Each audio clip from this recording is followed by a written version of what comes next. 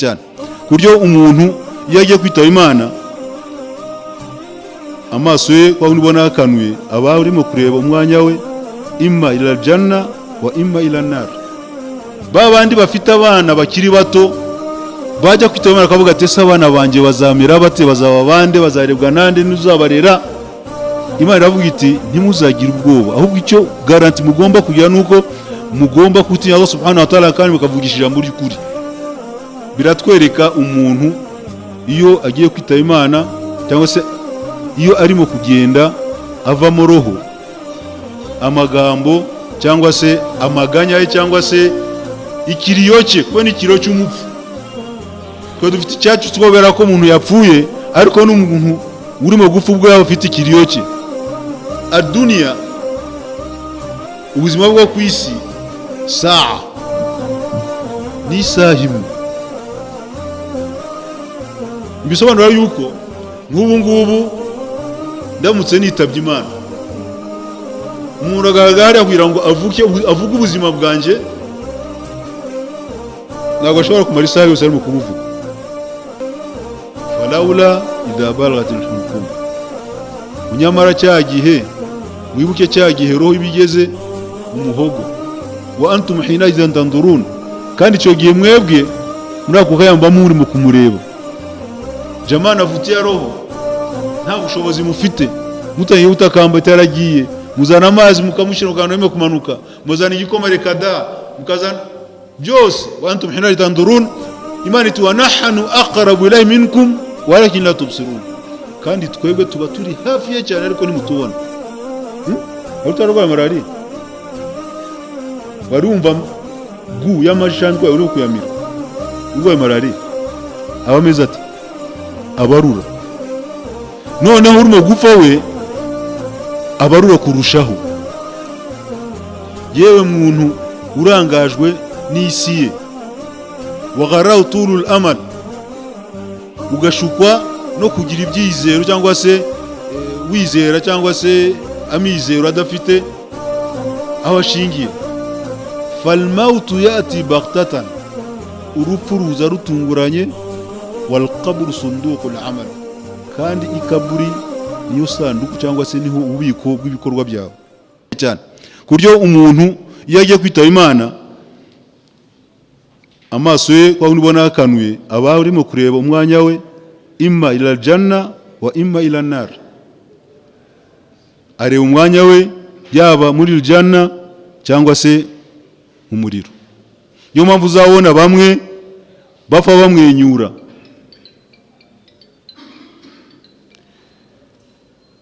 Agapfa mwenyura kubera ko yabonye aho malaika baje kumwereka. Imana iti innal ladhina qalu rabbuna Allah summa istaqamu tatanazzalu alayhim malaikatu alla takhafu wa la tahzanu wa bushiru bil jannati allati kuntum tu'adun. Babandi bavuze nyagasani wacu ni Allah, hanyuma bakagera ku murongo neza. Iyo wagiye kwitaba Imana abo malaika barabamanukira bakaza baba inkuru nziza bagiti alla takhafu wa la tahzanu, ntimugire ubwoba bwaho mugiye, wala tahzanu cyangwa se mugira agahinda k'ibyo musize inyuma. Fala khafun alayhim wala hum yahzanun. Iryo jambo mugira ngo mujya mumva kenshi barizo muri Qur'an, kuvuga ko mbese ntabwo bafite cyangwa se bagira iyo bagiye kujya, wala hum yahzanun cyangwa se bagira agahinda k'ibyo basize inyuma.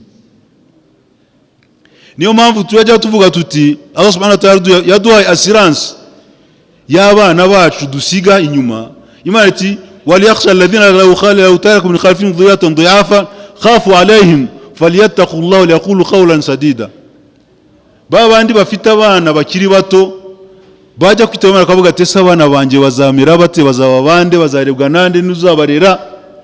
Imana iravuga iti ntimuzagira ubwoba, ahubwo icyo garanti mugomba kugira nuko mugomba kutinya Allah subhanahu wa ta'ala kandi mukavugisha ijambo ry'ukuri. Nubigenza gutyo Allah subhanahu wa ta'ala azishingira abana bawe uzasiga inyuma. Imana yaduhaye n'urugero ku kisa cya Nabi Musa na Khidr. Ubwo bagendaga ahantu bagasaba icumbi bakaribima, bagasanga hari urukuta rugiye guhirima, bakongera bakarwubaka bundi bucya. Musa akavuga ati abantu batutimye gucumbika bakatwima n'amafunguro, none tukaba tubakiye urukuta yaba twasabaga byibura icy'umunsi, yani cy'umubyizi, baduhembera ubyizi twakoze uyu munsi. La ushira taqata alayhi ajra, niko yabwiye Khidr ati iyo bishaka twari kubasaba amafaranga kabisa y'umunsi twakoreye, byibura tukabona icyo turiya naho ducumbika. Urwo rukuta rero Khidr arimo gusobanurira Musa impamvu yarwubatse. Ramubwira ati wa amma aljidaru fakana lighulaimaini yatimani fil madina, ruya rukuta rwari rw'abana babiri b'imfubyi. Wakana tahtahu kanzul lahuma, kandi munsi ya rukuta ruhirima, munsi yarwo hari hahunitsemo, mbese hari harimo nk'ikigega ise wabo yababikiyemo imitungo yabo, nibamara gukura bazawukuremo. Uvuga ko iyo gihirima cyashyiga cyari kugaragara, abantu bakabitwara bakabigabana. Ariko Khidr na Musa baracyubatse kugira ngo mbese gisubirane kwa kundi babana babe bakura rwa rukuta, kubera ko hari ikimenyetso Allah subhanahu wa ta'ala kubaha kiberekaho mutungo wabo hunitse bakajya kuwukuramo.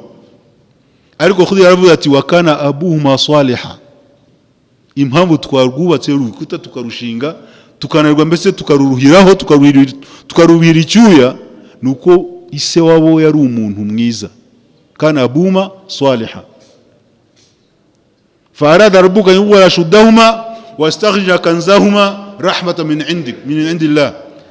Allah subhanahu wa ta'ala yashatse ko abana bazakura bakagenda bagata umutungo wabo ari mu Allah subhanahu wa ta'ala bagiriye. Urumva ko rero iyo umuntu agiye kwitaba Imana, Allah subhanahu wa ta'ala amwereka umwanya we agiye kujyamo. Hano rero ibi bisigo biri hano biratwereka umuntu iyo agiye kwitaba Imana, cyangwa se iyo arimo kugenda avamo roho, amagambo cyangwa se amaganya ye cyangwa se ikiriyo cye, kuba n'ikiriyo cy'umupfu. Twe dufite icyacu twobera ko umuntu yapfuye, ariko n'umuntu urimo gupfa ubwo yaba afite ikiriyo cye. Ikiriyo cya mbere ni uko asiga ibintu bye byose, kandi akazabibazwa byose. Ali radhiyallahu anhu aravuze ati amwaluna lilawi almirathi najma'uha wa daruna li kharabi albumi nabniha, ngo imitungo yacu abazayizungura nibo tuyikusanyiriza, yari tuyirunda hariya kugira ngo abazayizungura babe bayitwara. Kubera ko utawutanze muri Allah subhanahu wa ta'ala ukawubika ngo nzawukoresheho cyangwa se nzawa abana banjye bazawuzungura, no kuba mbese uburimo kubabikira. Hadi aravuga ati rero amwaluna lidhawil mirathi najma'uha, imitungo yacu tuyikusanyiriza abazayizungura tukayihunika. Wa diyaruna li kharabil bumi nabniha, ningo zacu tukaziyubakira hazajyaho mbese iyo bita mbese ibihunyira nibyo bizazituramo, kubera ko numara gupfa n'abaho bagapfa amazu azasigara amatongo azatugwaho n'ibihunyira n'ibinyoni n'ibindi bisiga byose. Hanyuma nanone inwa Imana sallama ajya kwitaba Allah subhanahu wa ta'ala, kubera ko yararwaye cyane n'ububare bw'urupfu rurimo kugenda, mbese urupfu rumukandamiza. Yabiraga icyuya agafata amazi yihanagura mu maso, y'igitambaro yihanagura mu maso, avuga ati Allahumma hawina ala sakarati al-maut, Mana yagusaba ko ungabanyiriza unyorohereza ububabare bw'urupfu. Intumwa y'Imana sallama arimo kwitaba Imana avuga ati Allahumma hawina alayya sakarati al-maut, Mana ndagusaba ko ungabanyiriza akababaro k'urupfu. Hanyuma akavuga ati subhanallah inna lilmauti la sakarati, ati wallahi Mwenyezi Mungu ku byukuri urupfu rurababaza pe. Inuma Imana sallallahu alayhi kwitaba Imana, abasahabu umusahaba umwe yamubaje ati ya Rasulullah, man yusalli alayk? Tuma sallallahu arabwira ati nimumara kunyoza mukanyambika isanda muzanshire ku nkombe z'ikaburi saa, dauni ala hafati alqabri saa, fa inna awwal man yusalli alayya Khalil Rahman. Ni umara kunyoza maze kunyambika isanda muzashirije neza yanjye ku nkombe z'ikaburi, hanyuma mundeke jenyine, hanyuma wenda igihe gito. Saa ni umwanya, mbese iyo bavuze saa mu cyarabu ntabwo ari isaha mu minota 60 amasegonda 60, hapana. Nuvuga mbese mu gihe runaka, kubera ko uwa mbere uzamanuraho imigisha ni Allah subhanahu wa ta'ala, umukunzi wanjye. Hanyuma hinjire abantu bo mu rugo rwanjye, bo muryango wanjye. Hanyuma mugende mwinjira umwe cyangwa se muri amakundi mwese musarira. Bako swala inuma Imana sallama janaza ye, nta muntu wigeze yuri salatu janatu Rasulullah sallam nawo. Aravuga ati uzambanza kunsabira imigisha kumanura imigisha na subhanahu wa ta'ala, hanyuma abo malaika Jibril na Mikail na Israfil na malakul maut nabo bakurikireho. Hanyuma yo akigiye mwamani mukirangira mugere mwinjira umwe cyangwa se amakundi amatsinda muri benshi cyangwa se muri umwe. Nta numwe cyangwa se ntabwo ugeze avuga ati kanaka ni uri busarire salatul janaza.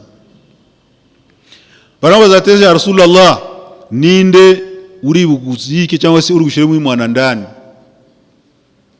Aravuga ati unasum min ahli baiti, na abantu bo muryango wanjye. Nibo baramanuka banshiraho masire mu kaburi, bandeze mbese bamare kunshira muri mwana ndani, hanyuma muzu umwe mu ndunda y'igitaka, ariko bari ari bari mushire mu kaburi. Iyo ngiye byari mbese nka introduction kugira ngo mbese dutangire icyo twagamije uyu munsi. Ubundi imvugo iravuga iti ya zallatun kutibat fi ghaflatin dhahabat ya hasratan ala baqat fi alqalbi tuhriqni. Ngo mbega kunyerera mbese narangayeho cyangwa se nibesheho, kwararangiye kwarahise, ariko kwasigaye umutima wanjye kuntwika. Kwa kunyerera nagize, yani kwa kuri umuntu abakora icyaha yabyise ko ari ukunyerera. Warabyibagiwe, ariko kwasize cyayi umuntu abana kugenda yitaba Imana, aba ibyo byose ababibona. Umuntu yibaza avuga ati ese ko abarakoze ibintu by'imyaka myinshi yabibona ate muri aya masegonda cyangwa se muri ako gahe gato? Hari indi ivuga ngo hayatu make adunia, ubuzima bwo ku isi, saa ni isaha imwe. Bisobanura yuko nk'ubu ndamutse nitabye Imana, umuntu agaragara kugira ngo avuge ubuzima bwanjye, ntabwo ashobora kumara isaha yose arimo kubuvuga. Yavuga kuva igihe navukiye kugeza ubu nicaye hano, kugira mpfiriye isaha itararangira nkaba ndarangije. Niyo bavuga ati adunia saa, ubuzima bw'isi bwose ushobora kubukwira mu isaha imwe gusa. Fatakhidha ta'a, iyo saha rero yikoreshe kuganira Allah subhanahu wa ta'ala. Fatakhidha ta'a, kagahe gato wabonye k'isaha imwe gahindure cyangwa se ugaprofitemo kuganira Allah subhanahu wa ta'ala. Wa nafsu tamaa, kandi roho y'umuntu igira irararikira cyane. Fa'awid al-qanaha, imenyereze rero cyangwa se itoze guhazwa nabike ufite. An-nafsu tamaa, nafsi inwe maravuze ati law kana libni adam wadiya min dhahabin, mwene Adamu aramutse afite ikibaya cya zahabu, kibangira cya Nyabarongo, ngira ngo icyo tubona kibaya kinini cyane, cyangwa se niba mu Mutara hari kibaya kinini cyane, umuntu agifite cyose ari zahabu gusa, ratamanya kula lahu wadiyan, azifuza ko agira ibibaya bibiri noneho. Walan yamla afahu illa turab, nta kizuzuza akanwa k'umuntu usibye igitaka. Yani umuntu ahagaruko wabushize mu butaka. Wa tubullah ala man taba, ariko Allah subhanahu wa ta'ala ababera uwicujije.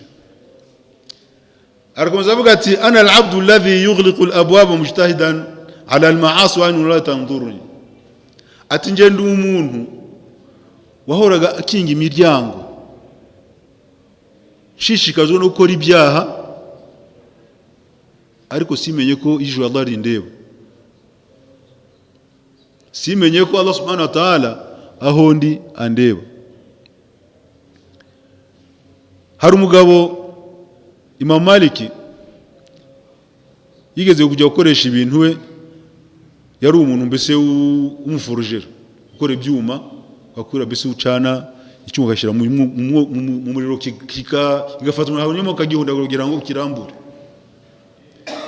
Hanyuma aza kubona wa mugabo icyuma cyashyushye, ntabwo afata umwenda ngo agifatishe, ahubwo agifatisha intoki ze insa, mikono mikavu. Akamuza we mambo yako namnagana? Akambia wallahi Imam, uko ubibonye nuko bimeze, ngiye sinjya nshaka kabisa, icyuma gifatije amaboko, ntabwo mfata umwenda cyangwa se igitambara cyangwa se igipapuro. Atese kubera iki bimeze gutyo? Ntibisanzwe. Arahatiza mpaka arambwira ati ugomba kumbwira ibanga ufite muri ibi bintu. Arambwira ati kubera ko mbese watsimbara ko ushaka kugira ngo umenye ibyo ari byo, reka nkubwire. Ati ngewe hari umuntu w'umugore wigeze kunsaba service, kuza kunsaba ko muguriza amafaranga cyangwa se umuha amafaranga. Ndabwira ntayo ngwakiretse umuha mbese unyihaye ngo murumva icyo nshaka kuvuga, yani wemere ko dukora n'ibyo nshaka. Umugore atanga ntibishoboka, sinabyemera, arigendera. Arakomeza adashakisha ahantu hose, araheba, asubira kwa wundi ati bana nta kundi byagenda, ndemeye. Wemeye? Ati sawa. Afata amafaranga amadiramu 1200 na 500, aramuhereza ati noneho reka nze iburi tayari. Aragenda afunga imiryango, araza ati sawa, ati njye saa dutangira. None umugore arambwira ati ati ntabwo wakinze imiryango. Ati asubira aho kureba neza, amakare, amagufuri, amaserire, mareka ntiya mu double, zonata double lock. Anafunga mara mbili, anafunga nafunze bana, ashiraho n'ingufuri kabisa y'imbese y'umutameno. Aratateye bana nimefunga kabisa imiryango se nafunze. Ati hari umuryango utafunze. Atuhe atumzi Allah subhanahu wa ta'ala. Atakimara kuvuga iryo jambo, numvije nkaho umusatsi umvuyeho. Mitamwe nigira hiri nabwira ni ebana savale sana n'amafaranga yajyane, ibyo nashaka gukora ndabiretse. Ariko mbere yo kujya nagira ngo usabire dua, usabire Imana subhanahu wa ta'ala. Ngara mu salati Allahumma harim alayhi nara fi dunya wal akhirah. Asaba Imana ati Imana ndagusaba ko uyu muntu umuziriza umuriro haba ku isi no ku munsi w'imperuka. Umugore aragenda. Nibwo uwo mugabo abwiye Imana ati rero ndabona ko idua ye hano ku isi Allah ndinze umuntu nta muri ujye untwika. Ati nizere ko ku munsi w'imperuka Allah azawunira kubera idua y'umugore.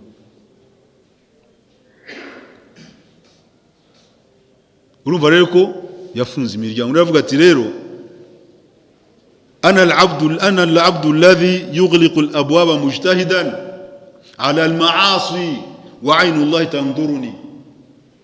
Jewe ndi umuntu wahoraga mbese mfunga imiryango nyidadira nihisha kugira ngo ukore amakosa cyangwa se ibyaha ibyo ari byo byose, ariko kandi ijisho ry'Imana ryarandebaga. Laysa al-ghariba gharibu ash-sham wal-yaman, inna al-ghariba gharibu al-lahd wal-kafani.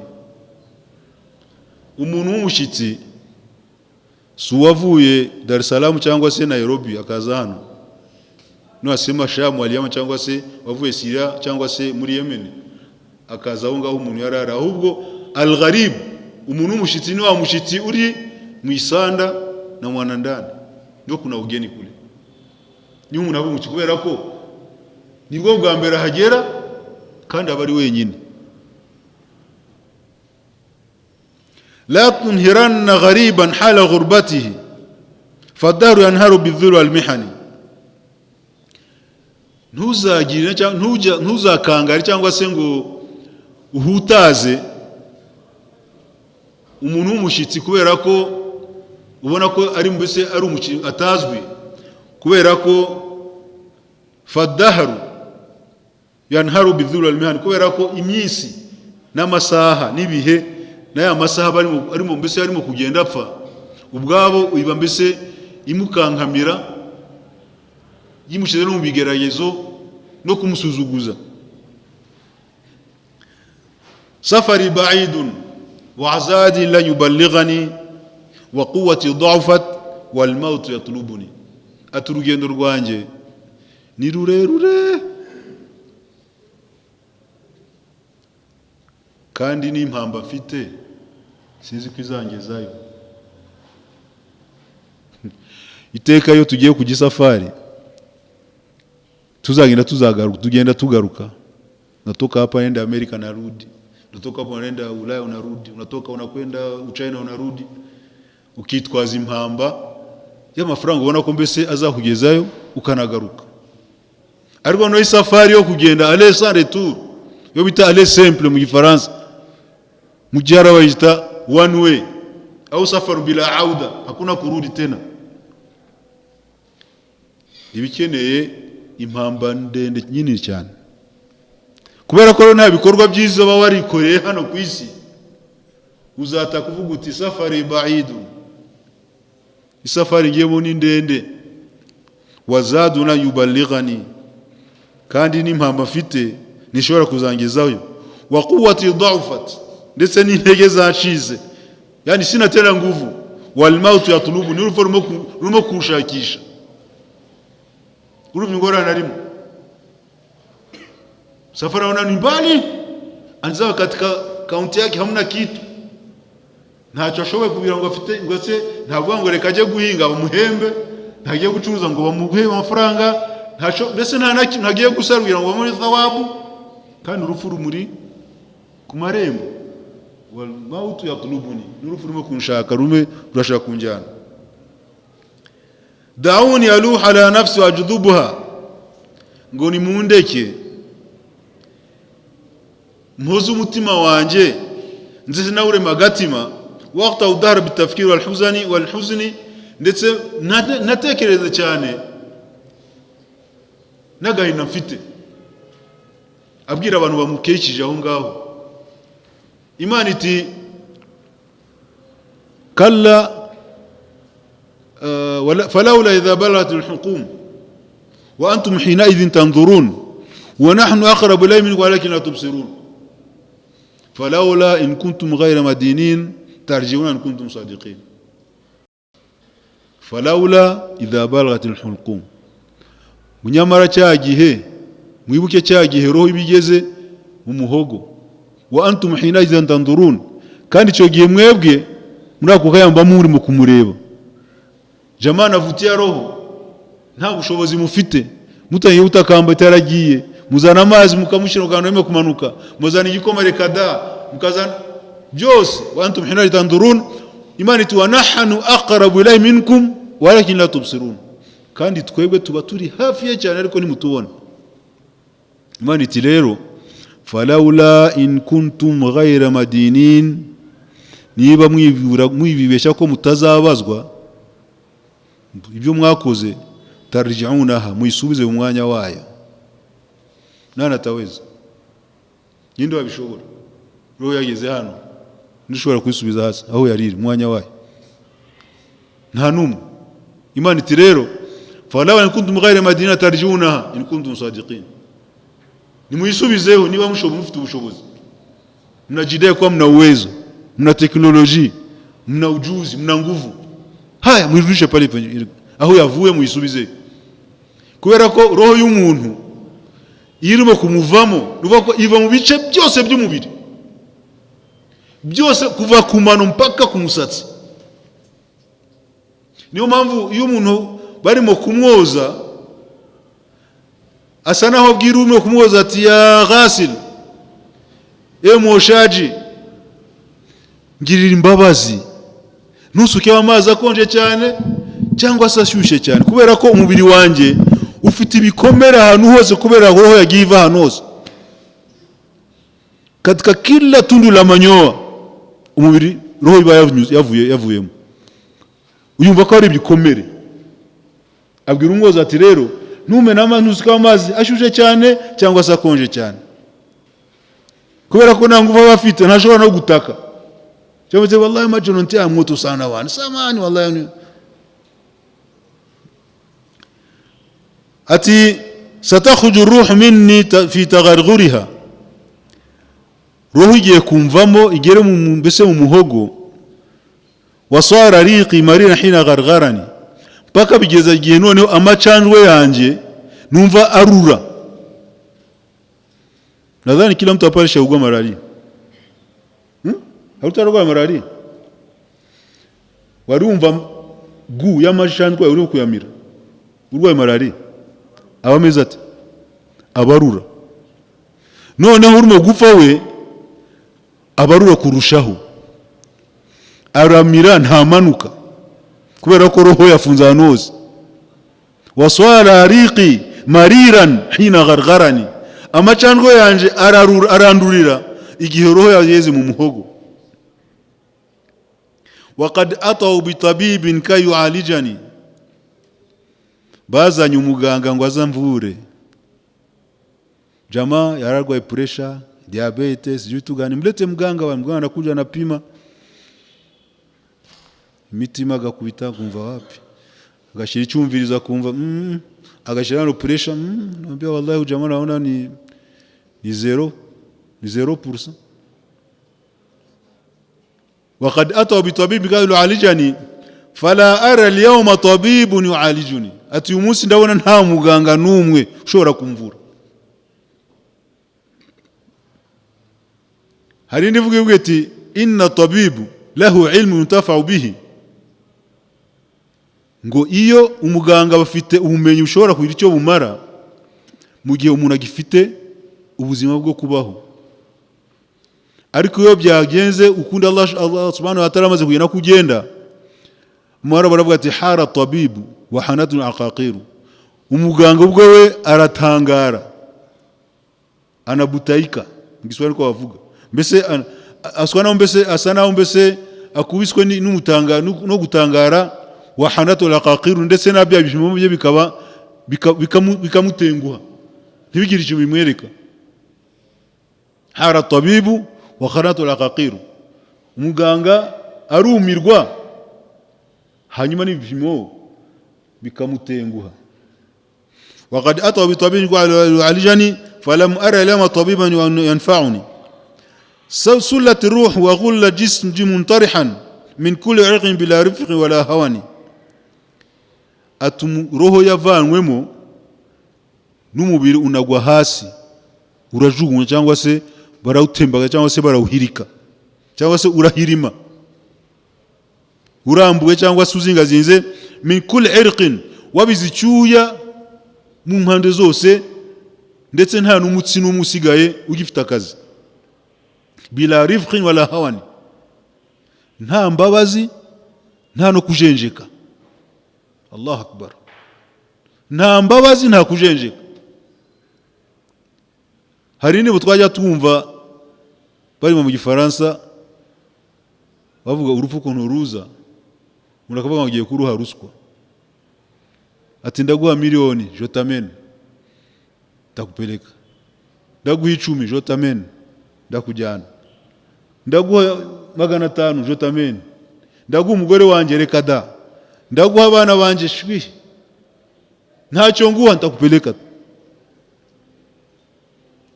Urumva ko urupfu iyo ruje hakuna kurudia nyuma, kandi ruza ghafla. Yaman bidunia ghafilun, yewe muntu urangajwe n'isiye. Wagharaw tulul amal, ugashukwa no kugira ibyizero cyangwa se wizera cyangwa se amizero adafite aho ashingiye. Falmautu yati baghtatan, urupfu ruza rutunguranye. Walqabru sunduqul amal, kandi ikaburi niyo sanduku cyangwa se niho ububiko bw'ibikorwa byawe. Ibikorwa byawe byari by'ubu ngubu unagihumeka. Sunduqul amal ni hariya mu ikaburi, nta kintu uzajyanayo kindi uzi ibikorwa byawe. Abana bawe bazaguherekeza, inshuti zawe zaguherekeza, umutungo wawe uzaguherekeza, ariko bose numara kujyamo hariya wese bazagaruka, usigarana ibikorwa byawe byonyine. Niyo mpamvu Imana yaravuze iti idha mata ibnu adam anqata amalu illa min thalath, iyo umuntu amaze kwitaba Imana ibikorwa bye byose icyo yabonagamo ibihembo thawabu niki byose birahagarara usibye ibintu bitatu: sadaqatun jariya, sadaka ihoraho, au ilmu yuntafa'u bihi, cyangwa se ubumenyi bugira abantu akamaro. Ubumenyi bwo aribwo bwose, ntabwo ari ubw'idini gusa, nimuzabifate gutya.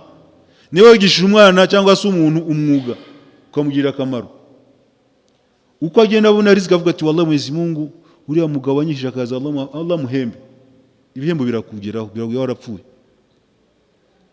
Au ilmu yuntafa'u bihi, au waladu salih yadu lahu, cyangwa se umwana mwiza w'intungane uhora gusabira Allah subhanahu wa ta'ala. Ibyo bintu bitatu nibyo bishobora kugira akamaro umaze kujya mu ikaburi yawe. Hadith iravuga ati al-mawu yatbal mayitu thalatha, umupfu cyangwa se umurambukurirwa n'ibintu bitatu: ahaluhu wa maluhu wa amaluhu, akurirwa n'abantu be n'umutungo we n'ibikorwa bye. Fa yabqa thina wa yabqa wahid, bibiri gasigara kikagenda. Farju thina wa yabqa wahid, bibiri gasigara bikagenda hagasigara kimwe. Yadhhab yarjiu amalu ahluhu wa maluhu wa yabqa amaluhu, abantu be baragenda n'imitungo ye igataha, wabqa amaluhu ibikorwa bikaba bisigara. Ati rero waja sulati ruhu wa ghulla aljism muntarihan min kulli irqin bila rifq wala hawan wa ka'anni bayna tilka al-ahl muntarihan, ngo mbese ndasa naho muri bariya abantu bandambitse hariya ala alfirash kurubaho, wa aidim tuqallibuni, amaboko y'abagenda mpindagura nyamara mbese bangaraguza bagaraguza gati, wanamgeuza huku wanamvua nguo, wanafanya vitu yote, mbese ni hao bamugaragura. Waja'ani min qawmin fajarradani, muri bo hazamu umwe araza, fajarradani min athiyabi wa arani wa afradani, araza anyambura imyenda yanjye yose, hanyuma anshira mbese anyambika ubusa, wa afradani anshira ahantu hagiye nyine hihariye. Yani umuntu witabye Imana umurambo ntabwo bawushyira muri ruhame rw'abantu, baramutse mu kacumba ka peke yake. Yani afradani, yani yansize ndi jyenyine, bakansiga jyenyine. Wa dauna ala alwahi muntarihan, banshira kurubaho ndambuye. Waskaba alayhi alma ghassalani, ansukaho amazi arimo kunyoza. Ghuslan thalathan, bese inshuro eshatu. Thumma nada alqawm bilkafani, arangije abwira abantu ati mlete sanda. Sasa wenda abenshi ntabwo tujya twasista hano barimo koza umupfu, tunaonaga tunaleta jana, tunasalia, tunakwenda. Ariko burya habamo umukoro ukomeye cyane utanga inyigisho ku muntu yabitekereza akavuga ati nuko umuntu ameze koko, umuntu wari igihanganye nta umuhagarara iruhande, leo hana nguvu, umuntu wari umukire uyu munsi nta n'igiceri afite. Twese iyo batubwiye ngo kanaka yitabye nasema oh maskini, ako kanya millionaire billionaire utuvuga ati maskini, kubera ko nta kintu ari bujyane. Nta muntu tugiye tumva bavuga ngo wewe banamutiya sanda bamushiraho umufuka nayo bafukanyemo bapfunyikamo wenda nk'agakarine de chèque cyangwa se amakashi cyangwa se carte de crédit, ibintu nk'ibyo ngibyo. Nta numwe haba mu basiramu no mu bakafiri sinzi ko hari bajya bashyiraho amafaranga munuzo. Sibe ko bakafiri bo hargiye bambika umuntu akamandika costume, akamandika isaha nziza, akamandika marinette, inkweto, mbese ya myenda ihenze, mbese ngo apeleke ibyo mu bisiramu ntabwo bibamo. Abubakar radhiyallahu anhu bigeze kumuzanira umwenda, bavuga ngo se umwenda mushasha, uyu mwenda niwo uzaba misanda yawe mushya. Aravuga ati la uyu mwenda njewe ngiye kubora, ahubwo muzawuha abazima, mukamatere shuka kuzeeka, itangiye gusaza kabisa, naanza kuonesha kwa yime indodo zitangiye kuvamo, abure muzanzikamo, kubera ko abazima nibo imyenda izagira akamaro, naho njewe ngizagira kuribwa n'intuza n'ibimonyo hari hahise. واخرجون من الدنيا واسكبلا وغسان غسلا ثلاثا والبسون ثيابا لا كموم لها, banyambika imyenda itagira amaboko, itagira imifuka, isanda. waswara zadi hanutan hina hanatani, impamba nagiye ntwaye mu byo nakoreye byose ni ipamba bagiye bansindagira mu myenge yanjye ntuza muri macho, mapua, mu kidomo, mu gucini fasi yote no ntoki hose, kuko yabona umwe amaze koza umuntu banita uti ni kumpamba, niko tubita mu Giswahili, yani kumutaka, tunammakie, ameingia mu musali ya makiage. Makiage ni pamba na ka parfait kandi kamake cyane, ku buryo iyo umuntu ugiye nko ku mangazini kugura isanda, iyo usanzeyo nk'umuhindi cyangwa se umwarabu ucuruza, ukamubwira ati nakuja kununua sana, wewe umefiwa pole sana, ashobora no kuyiguhera ubuntu. Achukua hiyo ndio sadaka yangu na pamba na marashi, niyo mpamvu ujyanye ungiye. Wakana zadi hanutan hina hanatani, impamba bampaye ni pamba bansindagiye mu myenge yose.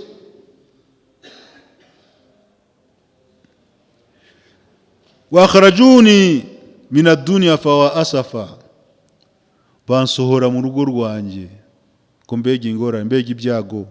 Fa asafa, analia, mbega gahinda, mbega kababaro.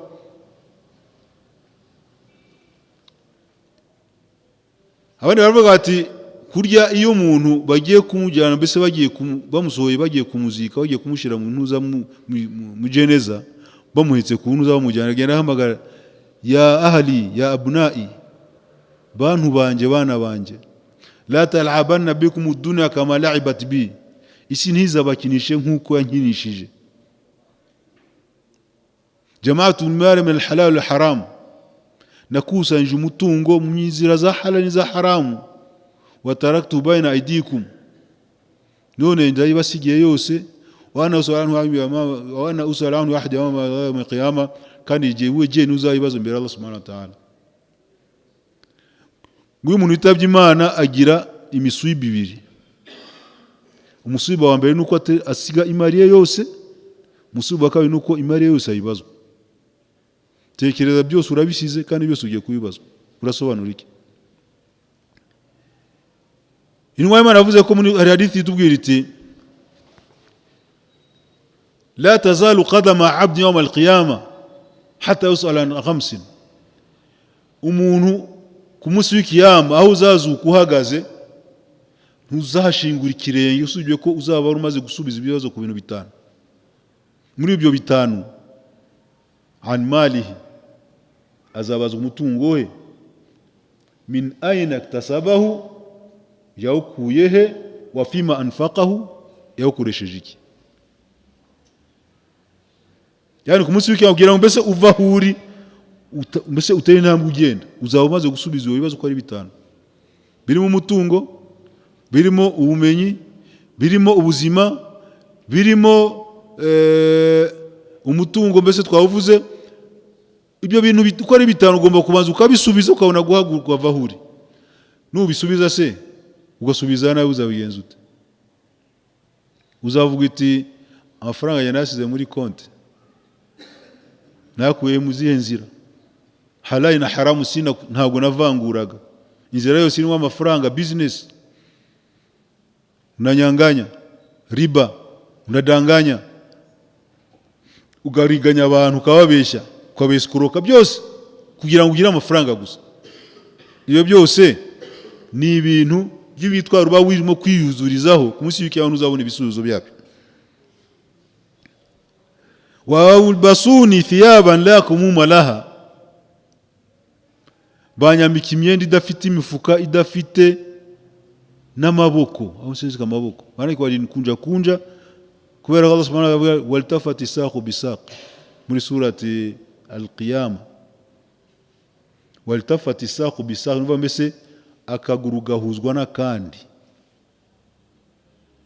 Umurundi no saq hano, umurundi, imirundi irahuzwa, ntabwo ari abarundi, imirundi. Waltafatu bisaqu bisaq ila rabbika madhal masaq, direction ugiye hehe, destination ni wapi? Ila rabbika, ugiye kwa Allah subhanahu wa ta'ala. Yani uratwarwa hehe? Imbere Allah subhanahu wa ta'ala. Hari utuntu bajya berekana tw'udushushanyo, babwira umuntu bati uranga kujya mu musigiti uhagaze uzajyanwa intambike. Unasikia mambo yako? Tu ne veux pas aller à la mosquée verticalement, tu vas y aller horizontalement. Hautaki kwenda umenyooka, utakwenda umepinda hivi. Maana yake hauendi umesimama, utapeleka umelalishwa hivi.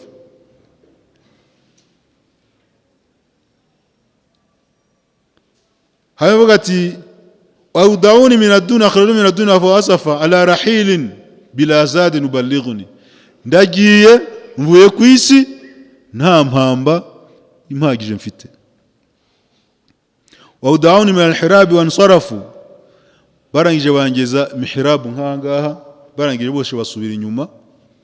Nahwa al-imam thumma jali wa adyan, imam arazana none kugira ngo ansezereho. Nimujya mubibonana mari gusayira aswiri jeneze hari inyuma batebana, kuna jeneza hapa twe tukigira kugira mbese bahiza bashira hano bageza hano. Haya imam anasema stawu mbele yetu, anakupigia raka.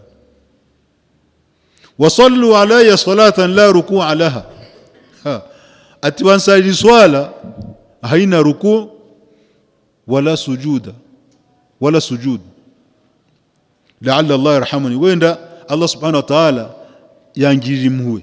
Kubera ko iyo abantu bagiye ruku' cyangwa se bagiye sujudu, baberekanye mbese ko bicice bugufi cyane kugira ngo basaba Allah subhanahu wa ta'ala, bibombaritse kandi bisuzuguye.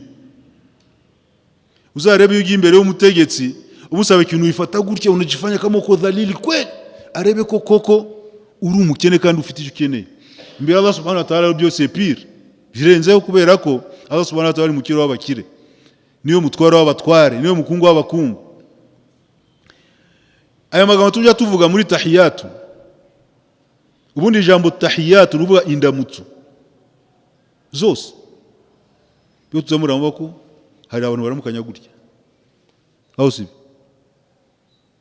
hari abantu bakora indamutso yo kuruku bakunama, hari n'abaramukanya bakora sujudu cyangwa se bubama. Izo zose tuhita ko ari indamutso. Iyo turimo ku tahiyatu rero tuvuga at-tahiyatu al-mubarakatu at-tayyibatu lillahi. Izi ndamutso nziza zimigisha zikuyende Allah subhanahu wa ta'ala. Ayingibi ni indamutso cyangwa se ni ubutumwa Allah subhanahu wa ta'ala yaduteze kuko muri swala, ariko ni sene yabaye igihe Mtume sallama yajyaga mi'raj. Imwe Imana yavuze at-tahiyatu al-mubarakatu at-tayyibatu as-salawatu tayyibatu lillahi. Harinza avuga ati ashhadu an la ilaha illa Allah. Imana ivuga ati ashhadu anna Muhammadan rasulullah. Yani Mwenyezi Mungu na Muhammad wasubizanya. Inuma yaravuze assalamu, Imana yaravuze assalamu alayka wa nabiy wa rahmatullahi wa barakatuh. Nuvuga mbese niko Imana yamwikirije. Abavuga tahiyatu indamutso zose mbese nkuko bwira umuti jambo nasema jambo, habari nasema mzuri, sio? Inuma Imana yavuze zile tahiyatu zote turavuga ati ni za Allah subhanahu wa ta'ala. Imana iti assalamu alayka ayyuha nabiy wa rahmatullahi wa barakatuh. Inuma Imana ntabwo yavuga ngo alayka assalamu ya rabbi, ntabwo yavuga ngo abwira Imana ngo nawe ugira amahoro.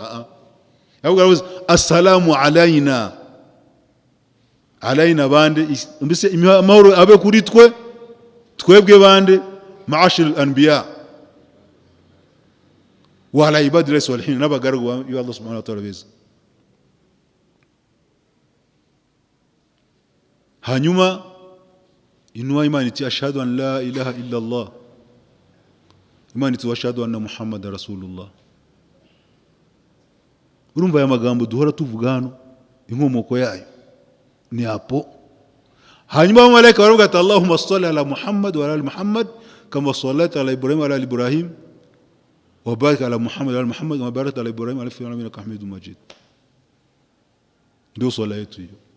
Urumva ko uyikoze buri munsi inshuro zingahe, urumva ko abarimo gusubira mbese muri ya sene yabaye igihe intumwa y'Imana yari yazamwe mu ijuru.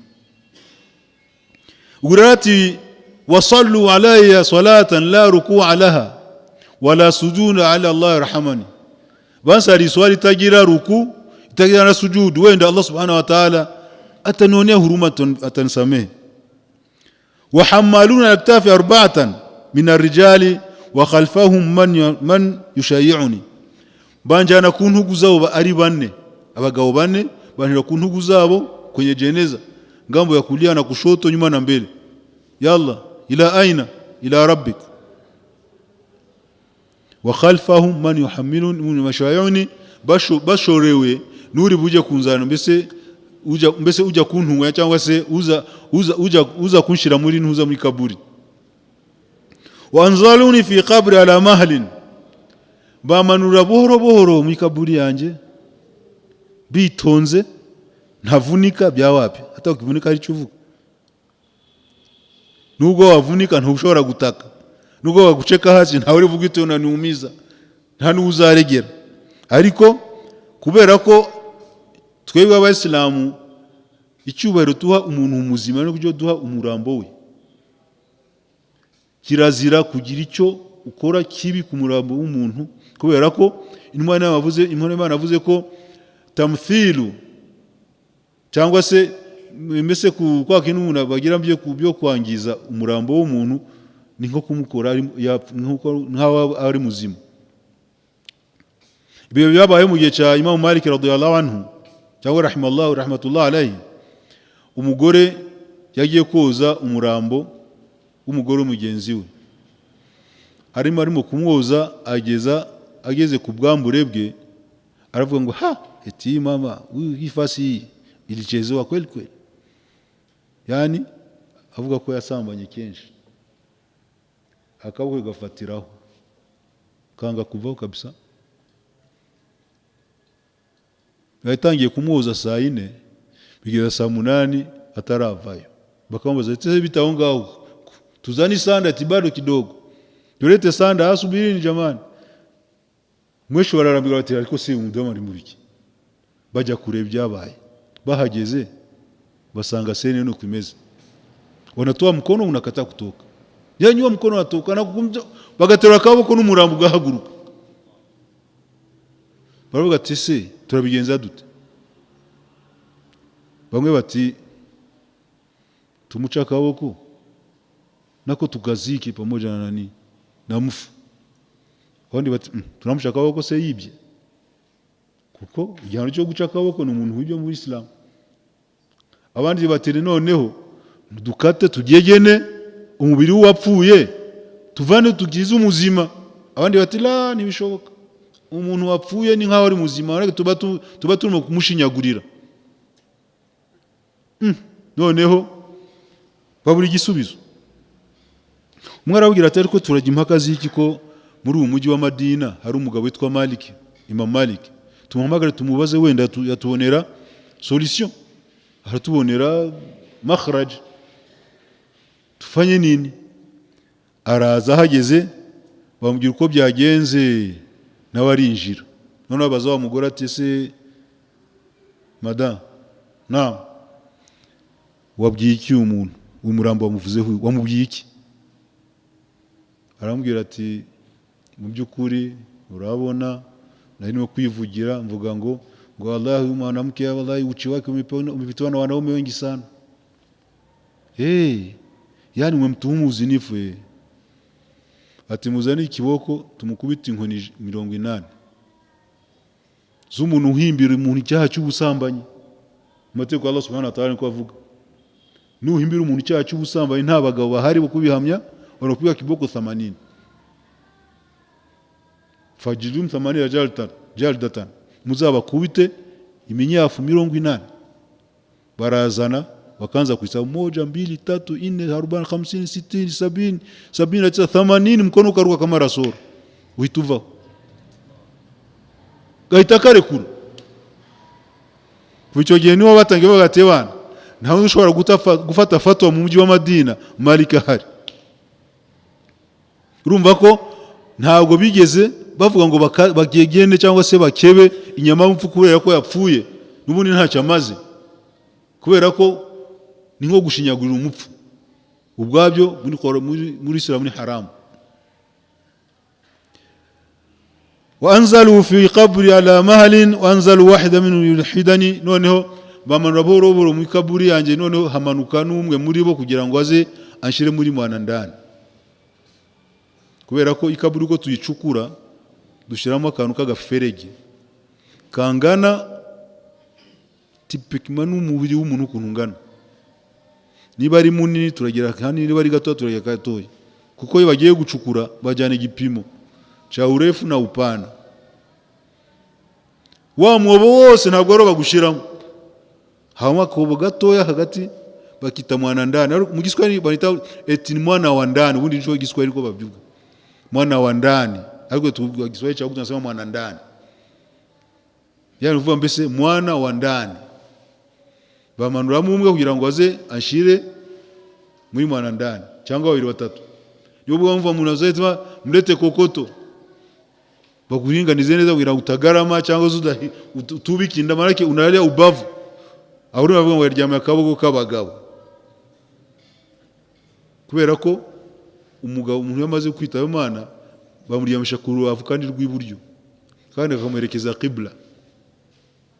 Ariko wallahi hari abantu bamwe batanze témoignage yuko bajyaga biba, mbese barafite umwuga wo kwiba isanda z'abantu.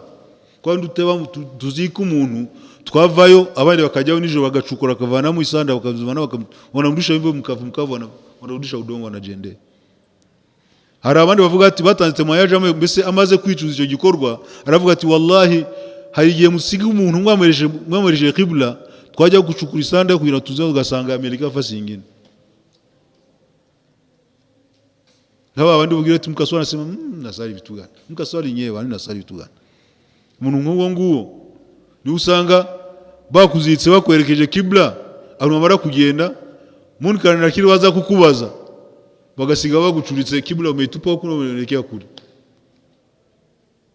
Hari abatanze témoignage ya gutyo ko ati hari abantu kabisa muzika twe twajya gutwara isanda tugasanga baterekeye kibula kabisa wamegeuki abo ni wawandi Allah avuga iti masara fi saqar nikijaba ya muri saqar qalu lam nakum min musallin ntabwo twari bajyaga basari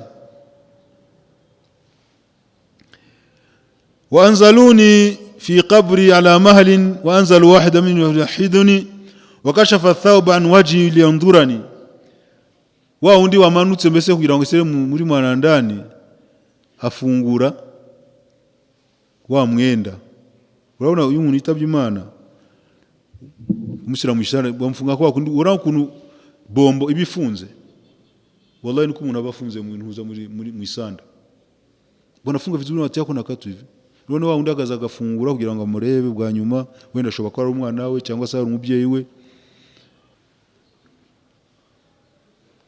Turangirize kubikurikiraho nyuma yuko umuntu amaze kugezwa muri mwanandani aravuga ati wakashafa thawba an wajhi liyanzurani waskaba alayya dam'a min aynayhi aghraqani yatwinkuruye mu maso kugira ngo andebe hanyuma amarira amuzenga mu maso mpaka antonyangaho numva umutima wanjye uhiye mbese ugize agahinda katagira uko kangana kwa kundi unavuga ati dusezere ku mubyeyi wacu umuvandimwe wacu ku nshuti yacu turambia ugiswere tubavuga ngo buriyani kera bajyaga bacira umuramo hariya abantu kaza kumuseza bavuga ngo buriyani kuva mbese niko mbese mu giswahili nasoma kwa kumarike nta kongera kuzongera kubonana tena ila liqa kuzongera kubonana mbere Mwenyezi Mungu Subhanahu wa Ta'ala kugira ngo ngo adieu yani kwa heri ya kusionana tena Kiswahili kwa heri si ya kuonana kwa khair yani tuonane kwa khair tuonane kubonana kwa khair none buriyani kusema wallahi hatunde tuonana tena aticyage rero abari mu kundeba ansezeraho amarira buzenga mu maso mpaka arashoka angwaho nkumva umutima wanjye mbese uhiye ubwoba cyangwa se nkaho bawucanyeho umuriro. Arangije avamo avuga ati ghullu alayhi turaba waqtanimu nimumusukeho itaka mubone ibihembo indal jabbar dhil minani kubera ko mwamutwikire cyangwa se mmemsitiri Mwenyezi Mungu atawapa thawabu za kuwa mmemzika. Kwa hiyo bana abantu batangurana ngaba uresa yambura ndi gitiyo leta na minutiyo zanaranye shire uri bashaka ithabu zuko basize cyangwa se bahambye. Ubwo rero umuhango urarangiye kumuzika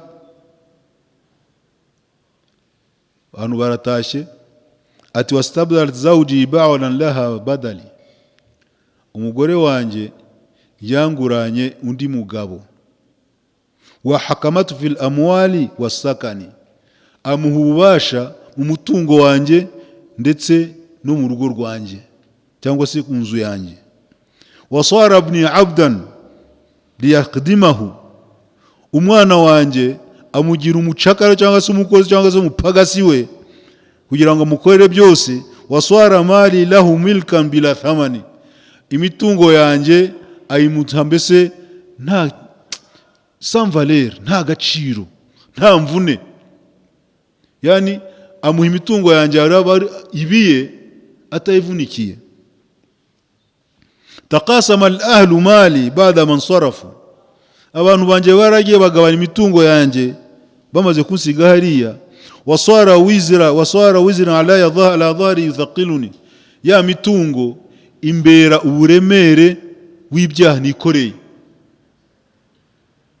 abayifashe nabi abayikoje mu nzira mbi y'ubwayo nayibonye mu nzira zitarizo ariko no bayigabanya bagiye kwikoresha uko bashaka ibyaha byayo n'uburemere bwayo bijye ku mugongo waje في ظلمة القبر هناك لا ولا أب شفيق ولا أخ ولا من يؤنسني ممwijima w'ikaburi nta mama nta data ungirira impuhwe nta n'umuvandimwe nta n'ushobora kumara irungu, yani ko peke yake.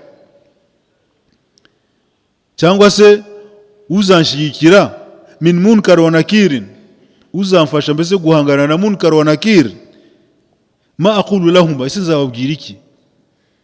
Qad halani amrahuma, ikintu cyabo mbese ukuza kwabo kwanteye ubwoba. Fa afza'ani, kurankanga bikabije. Idha qa'adani, niba baramutse banyicaje bisuali wajada fi musaalati, bakambaza kandi bakabasere mukumbaza.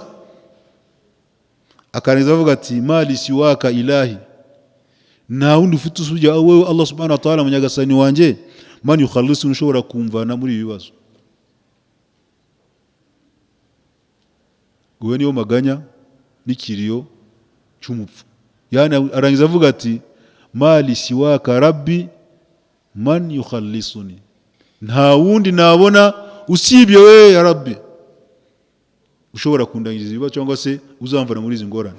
Niba rero taramwitabaje ukiri muzima hano, uzamwitabaza ugeze hari? Uvuga rero umutima wawe, roho yawe ibwira ati ya nafsi tubi, nafsi yanjye ndagusaba ko wicuza. Fa inna rahila qad hana, kubera ko urugendo safari imekuwa tayari yegereje. Fa inna rahila qad hana wa'sil hawa, kandi wigomeke kuri nafsi yawe gutegeke bibi. Fal hawa ma zalat fatana, kubera ko roho y'umuntu iteka iramugerageza kandi ikamujyana mu nzira mbi cyane. Fi kulli yawmin lana mayitan nushayi'uhu, buri munsi dufite uwo duhamba, dufite umurambo tujya gushingura.